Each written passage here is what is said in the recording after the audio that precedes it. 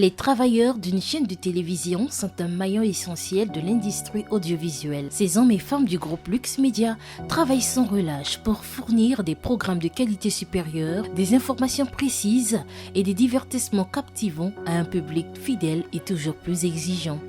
Ils sont toujours en première ligne pour garantir la qualité de l'expérience visuelle et sonore que nous avons tous les jours à la télévision et à la radio. À Lux Media, le travail acharné, la production des vidéos et sons de qualité supérieure et la satisfaction du client sont notre cheval de bataille. L'esprit d'équipe, la responsabilité, la confiance sont nos valeurs. Comme la profession l'a voulu, je suis passé par l'école supérieure du parti Samora Moïse Machel.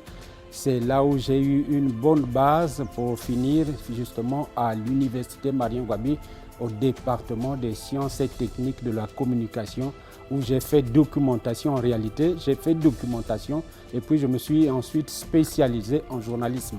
Et il y a des hauts et des bas dedans. Le métier veut que l'on soit courageux, le métier exige que l'on soit discipliné dans ce qu'on a comme information, dans le choix d'abord de l'information, le traitement et dans sa diffusion. Il y a un choix qui s'opère, mais moi j'ai fait un peu de tout, un peu de journalisme d'actualité, mais dans tous les domaines, de manière à ce que nous puissions avoir la même mise sur toutes les sphères de l'actualité, tous les domaines, même politique. Je ne la pratique pas la politique, mais j'ai étudié la politique pendant 5 années durant et c'est ce qui a fait que je puisse avoir un peu de l'équilibre dans le traitement de l'information au quotidien. Je suis parti de quelque part, d'instituteur que j'étais justement, pour être journaliste de niveau 3 du reste aujourd'hui. Je faisais des cours par correspondance en Belgique où j'ai pu obtenir un diplôme pour le traitement de l'information rédactionnelle et finalement, chemin faisant, les choses se sont confirmées. J'ai eu beaucoup de générations que j'ai formées personnellement. Voici qu'aujourd'hui, je suis à Lux FM qui émet sur 92.5 dans le cadre de la continuité puisque le métier, lui, ne vieillit pas, c'est l'homme qui vieillit. Je suis le rédacteur en chef juste dans le cadre de la continuité de l'exercice de mon métier. Chercher toujours à faire beaucoup plus et à améliorer sa manière de faire, c'est le secret de ce métier. Être un bon commercial, c'est avant tout aimer ce travail parce que le travail de commercial est complexe, il faut se challenger tous les jours, il faut apprendre, il faut se surpasser, il faut se dépasser. Je pourrais citer ici 3 principes ou 3 qualités que devrait avoir le commercial. Le 1, c'est connaître son produit. Vous devez connaître votre produit parce que c'est celui-là que vous mettez en valeur. Deuxièmement, vous devez maîtriser votre produit, le valoriser. Et troisièmement, vous devez être à l'écoute de votre client. Parce que même quand vous connaissez votre produit, vous le valorisez, mais quand vous n'êtes pas à l'écoute, on vous zappe. Les responsabilités du commercial, c'est déjà d'accroître et maximiser les ventes ou le chiffre d'affaires, d'avoir une bonne veille concurrentielle qui permet de garder l'image de la structure ou de la boîte au top, mais aussi et surtout de veiller à la satisfaction client. N'oubliez pas, un client satisfait, c'est 10 clients de gagner. Quelques conseils ou astuces pour le commercial. Le commercial s'informe, le commercial innove, le commercial anticipe. Aujourd'hui, grâce aux nouvelles technologies, le marketing ou le travail de commercial ne se fait plus comme à l'accoutumée. Votre agenda relationnel définit la qualité de votre rendement.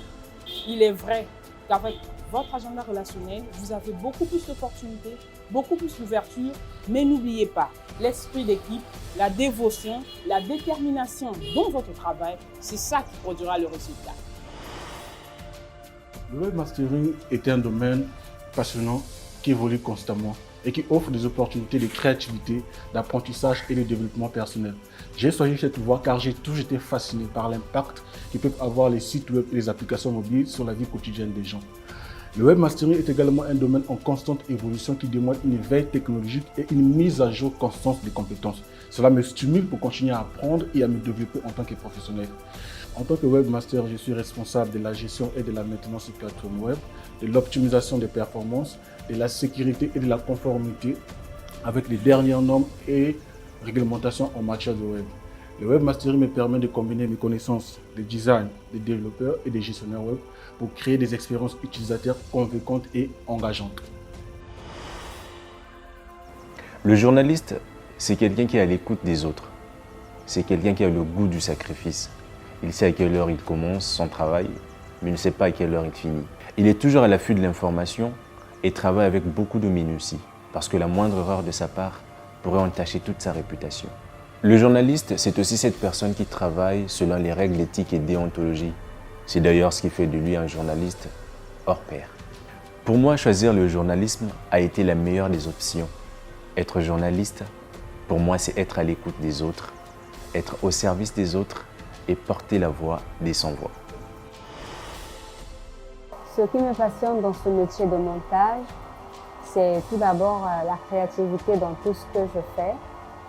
La créativité, pour moi, je dirais que c'est une forme d'art qui me permet de manipuler les sons, les bruits et les musiques.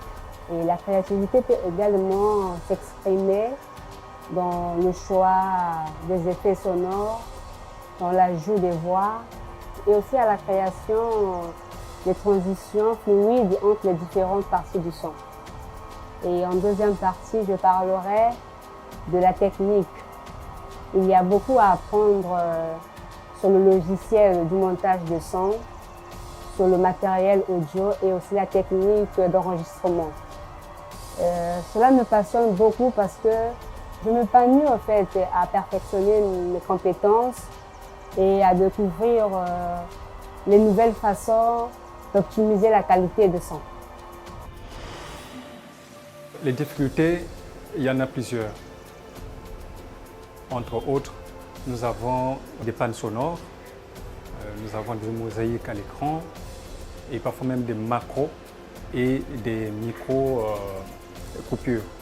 Donc, ce qui est remarquable par un écran noir momentané, voilà, parfois qui met aussi beaucoup de temps comme ça. Pour la solution, la première étape, c'est d'abord le diagnostic. Il faut que le diagnostic soit impérativement posé et réussi, comme en médecine d'ailleurs. Et donc, pour poser le diagnostic, il est nécessaire de réviser le système d'installation de façon générale ou bien en particulier. Et ce n'est qu'à partir de là qu'on peut voir s'il faut procéder à une réparation ou bien à un changement ou tout simplement à une correction du dispositif manifestant une anomalie, quelque chose de ce genre.